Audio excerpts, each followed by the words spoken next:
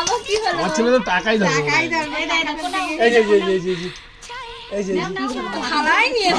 যে সব নেবো। দুটোর মধ্যে একটা দাও।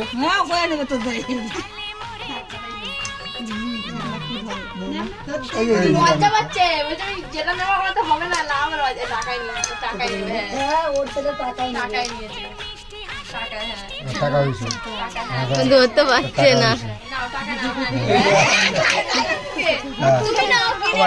এই যে